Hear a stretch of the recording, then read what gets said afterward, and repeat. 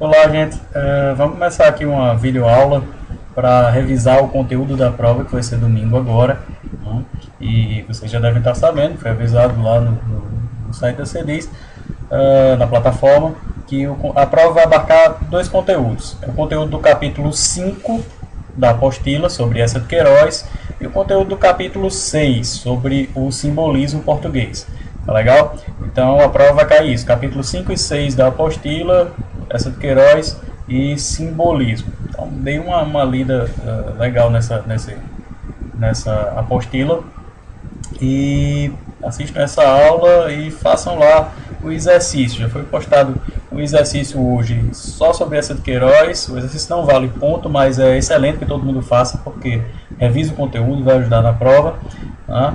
Então não deixem de fazer o exercício que está lá na plataforma, no tópico 6, só sobre essa de Queiroz. Amanhã já está postando uma nova videoaula sobre o capítulo 6 e vai postar também um novo exercício sobre também o conteúdo do capítulo 6. É importante que todo mundo faça, responda direitinho lá e vê qual foi a nota que você tirou, pega o feedback geral e para tirar dúvidas e tudo mais. Tá legal? E o objetivo dessa videoaula de hoje é discutir o capítulo 5 da apostila de vocês, discutir a obra de Eça de Queiroz. Né? A gente já viu pelo nosso estudo, pela discussão no fórum que a gente teve aí nas últimas semanas, que o Eça de Queiroz ele faz parte da chamada geração realista portuguesa, ou a geração de 70, né? Juntamente com Monteiro de Quental e outros nomes aí importantes. Né? E essa geração ela mudou de fato vários aspectos da literatura portuguesa. Até então, até aquele finalzinho ali do século XIX, até os anos de 1860, 70, quem dominava o cenário literário português eram os românticos, especificamente os ultrarromânticos, né? Aquela geração do romantismo mais espiritualizada, mais idealista, né? Que escrevia aquelas obras ultra sentimentais e tudo mais. E a geração realista surgiu exatamente naquele período, criando polêmica com esses românticos, né? Se contrapondo a esse idealismo, a esse espiritualismo do romantismo português. Né? Então surgiram figuras ali como Monteiro de Quental, especialmente a figura do Eça de Queiroz, que é o tema da nossa aula de hoje. O Eça de Queiroz ele vai fazer uma literatura em vários pontos, que em vários pontos se contrapõe àquele ideário da literatura romântica. Um dos objetivos expressos, e ele deixou isso muito claro da obra do Eça de Queiroz, é o objetivo de trazer uma análise realística e uma análise, digamos, científica da sociedade em que ele vivia, uma análise objetiva. O Eça de Queiroz acreditava que aquele sentimentalismo dos românticos ele prejudicava a expressão artística, ele prejudicava a validade do romance, a validade da narrativa. O romancista, o contista, o artista, de um modo geral, ele devia se prender ao objetivo, à objetividade. Ele deveria fazer uma leitura beirando mesmo o científico.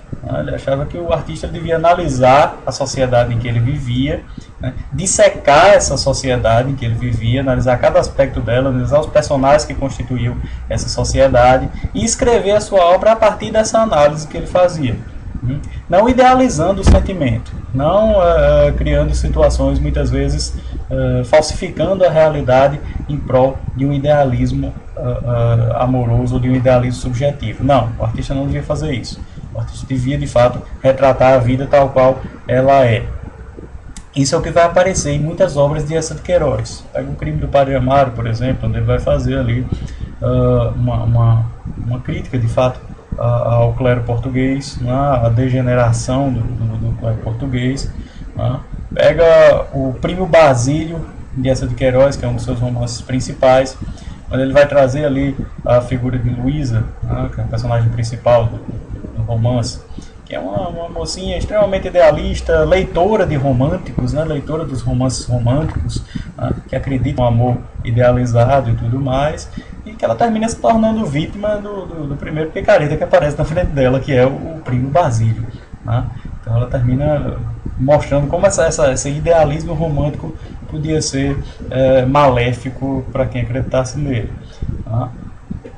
Um conto que eu queria estudar aqui com vocês hoje, eu quero que vocês prestem bastante atenção lá nesse tópico da apostila, que é o conto de José Matias, do Eça de Queiroz. Está lá na apostila de vocês, Deixa eu só ver aqui a página. Um minutinho. Pronto, a partir da página 82 da apostila, vocês encontram aí uma análise, vários trechos desse conto de José Matias. Não deixem de ler isso aí, isso é muito importante para a gente compreender bem. Esse é um conto típico do Eça de Queiroz. É um conto onde ele expressa muito bem, ele formaliza muito bem as suas ideias realistas. O conto narra a seguinte história. Ela narra a história, tem um narrador lá, a gente não sabe o nome desse narrador, né? E ele vai contar a história de um sujeito que ele conheceu, chamado José Matias, né? E esse sujeito é retratado como uma figura extremamente romântica, né? Ele é mostrado, é uma encarnação daqueles românticos que o Eça de Queiroz conheceu muito bem lá dentro da cultura portuguesa, né? E José Matias é um sujeito desse tipo, um sujeito que anda muito alinhado, né? O que ele chama de dandy, né? Ele anda muito bem vestido e tudo mais, né? E a certa altura da vida, José Matias conhece uma moça que é vizinha dele, né? Mora, tem um palacete vizinho ao lugar lá onde José Matias mora. É uma moça chamada Elisa, e ele se apaixona platonicamente por essa moça, por Elisa, né? E veja só, ele passa nada mais, nada menos do que 10 anos amando Elisa à distância. Ele vê Elisa por cima do muro da casa dele, né? E fica lá admirando, né? Encantado com a beleza de Elisa, e todas as tardes Elisa sai para passear lá na varanda e ele fica olhando, né? E de certa forma Elisa corresponde ao amor também, fica amando ele à distância, né? Platonicamente, né? Eles ficam se amando de forma platônica, e assim se passa a vida durante 10 anos, né? Os dois nem chegam a ter nenhum tipo de intimidade, eles só se amam à distância, né? Até porque Elisa era casada, né? Casada com um senhor muito doente, né? Então ela não tinha muitas relações sociais por viver cuidando do marido. E assim eles conseguem esse idealismo amoroso. O narrador chega a dizer que o José Matias era feliz dessa maneira, né? Só que aí a coisa começa a complicar. Quando a coisa está caminhando para um conto romântico, né, acontece um episódio curioso. O marido da Elisa morre, né? E com a morte desse marido de Elisa, ela fica desimpedida para casar com José Matias, né? Não só ela é uma mulher muito bela, como ela agora recebeu uma herança do marido, né? E ela está livre para casar legalmente com José Matias. Só que acontece uma bizarrice. José Matias, quando toma consciência de que a Elisa está viúva, ele foge na calada da noite, né? Ele vai, se recolhe lá para o interior de Portugal, foge de Lisboa, né? Por puro medo de concretizar aquele amor que ele tinha tão idealizado. Pior, a certa altura do conto a gente fica sabendo que a Elisa procurou o José Matias para propor casamento a ele, né? Para eles realizarem fisicamente aquele amor espiritual que eles tinham um pelo outro. E o José Matias negou, ele não queria, ele fica fugindo de Elisa o tempo todo, né? José Matias queria unicamente aquela paixão idealizada, aquela paixão platônica por Elisa, né? Elisa, que também, em um primeiro momento, aceitou aquela relação espiritual que ela tinha com José Matias, né? Mas ela queria também uma contraparte física, uma contraparte real, né? Então, quando o José Matias nega se casar com Elisa, ela faz o óbvio, ela arruma outro marido, né? E ela se casa com o segundo homem, e aí começa o sofrimento do nosso José Matias. José Matias não quis casar com Elisa, mas continua amando a Elisa, né? Então começa a sofrer porque a Elisa casou com outro homem. E o pior, agora não é mais um homem doente, é um homem jovem, né?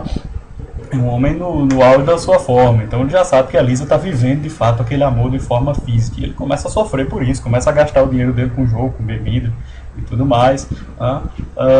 O Eça de Queiroz não se contenta com isso. E a certa altura, até esse segundo marido de Elisa morre também, né?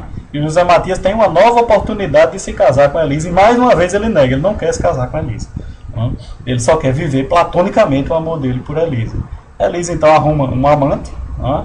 E essa aí não chega nem a se casar com esse rapaz, é um puro amante mesmo, e ela fica vivendo esse amor dividido. Ela tem o amor físico com esse amante, né? E continua vivendo o amor espiritual por José Matias. José Matias só contempla a Elisa de longe, né? Ele fica ali na rua, olhando para a casa de Elisa, né? E sabendo que ela está com outro, e sofrendo, né? E bebendo e tudo mais. Óbvio, gente, que isso é uma caricatura que o Eça de Queiroz faz do romântico, né? Ele faz uma caricatura dessa figura do romântico como um sujeito meio ridículo, como um sujeito que não consegue viver a realidade, viver a parte física do amor. Ele só vive o amor de forma espiritual, de forma idealizada, né? Enquanto José Matias é esse personagem que ele é mostrado de forma ridícula. O Eça de Queiroz trata ele como uma figura, um despreparado, um desajustado para viver na realidade. Ele vive puramente do idealismo amoroso, e ele é mostrado quase como um sujeito. Lembra quando a gente estudou aqui no semestre passado aquele amor vassalo, aquele amor cortesão, dos trovadores medievais, onde mostrava o sujeito se apaixonado por uma dama e vivia idealmente esse amor, era um vassalo dessa dama e tudo mais, e não tinha o menor contato físico com ela.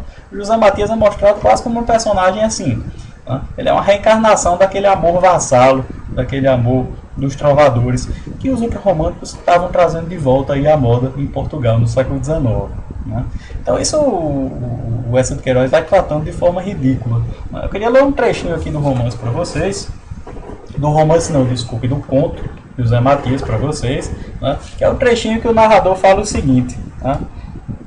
Ele está falando justamente do estudo que ele fez desse caso do José Matias. Por que o José Matias, tão apaixonado por Elisa, não quer se casar com ela, só quer viver, só quer amá-la de longe. Aí ele fala assim: muito filosofei sobre ele, sobre José Matias, por dever de filósofo, e concluí que o Matias era um doente, atacado de hiperespiritualismo, de uma inflamação violenta e pútrida do espiritualismo, que receara apavoradamente as materialidades do casamento, as chinelas, a pele pouco fresca ao acordar, um ventre enorme durante 6 meses, os meninos berrando no berço molhado. E agora rugia de furor e tormento, porque certo materialão ao lado se prontificara a aceitar Elisa em camisola de lã. Um imbecil? Não, meu amigo, um ultra romântico.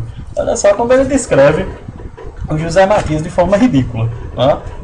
Ele concluiu que o José Matias tinha medo mesmo era da materialidade do amor, aquela coisa de acordar de manhã com a mulher sem estar maquiada, da gravidez, 6 meses de barriga enorme, da mulher em camisola. Ele tinha medo dessa materialidade, ele queria viver puramente no mundo da imaginação. E quando ele viu que outro homem aceitou Elisa inteiramente, não só espiritualmente, mas fisicamente também, ele ficou desesperado. Ele ficou naquela tristeza toda. O narrador do conto, o conto é narrado em primeira pessoa, por um sujeito que diz que conheceu o José Matias, que teve relações com ele, conviveu com ele durante algum tempo. E esse narrador ele faz de fato uma análise interessante dessa história. Ele diz que faz uma análise filosófica, vai narrar o caso sob o ponto de vista filosófico, tentando entender o que foi que aconteceu ali com José Matias. É uma narrativa que realiza aquele objetivo do Eça de Queiroz de fazer uma análise científica, uma análise objetiva do caso. O narrador ele vai analisando a história de José Matias e vai tentando entender o que foi que aconteceu cientificamente. Vai dissecando o que acontece com o personagem. E vai tentando entender qual que era a natureza do relacionamento dele com Elisa. Enquanto ele encarava o amor de um ponto de vista puramente espiritual, a Elisa encarava também o amor de um ponto de vista espiritual, mas necessitava de uma contraparte física, de uma contraparte material. É daí que a Elisa continua amando espiritualmente o José Matias, mas tem lá os seus amantes e os seus maridos, para que pudesse realizar integralmente o amor. Então é isso, gente. Dá uma lida no capítulo 5 da apostila. Lembrando que amanhã eu vou postar um novo vídeo. O conteúdo vai ser o capítulo 6 da apostila, sobre o simbolismo. Assista essa aula mais de uma vez se for necessário. Não deixem de utilizar o fórum. Está lá aberto o fórum do capítulo 6. Está lá aberto o fórum do tópico 6. Vamos ficar lá no tópico 6 por enquanto. Vai lá, se ficou alguma dúvida, alguma coisa que eu falei aqui não ficou muito claro, se a pessoa não está entendendo bem o que é que você está querendo dizer com isso, vai lá, pergunta, não deixa de perguntar, gente. Pergunte que a professora Marta e Juliana, a gente vai estar respondendo aí durante essa semana, tirando essas dúvidas, tá bom? E não deixem de fazer o exercício. Tem um exercício lá em minhas atividades no tópico 6, lá nas minhas atividades do tópico 6 vai ter 2 exercícios.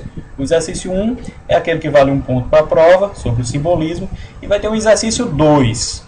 Esse exercício 2 não vale ponto para a prova, mas é muito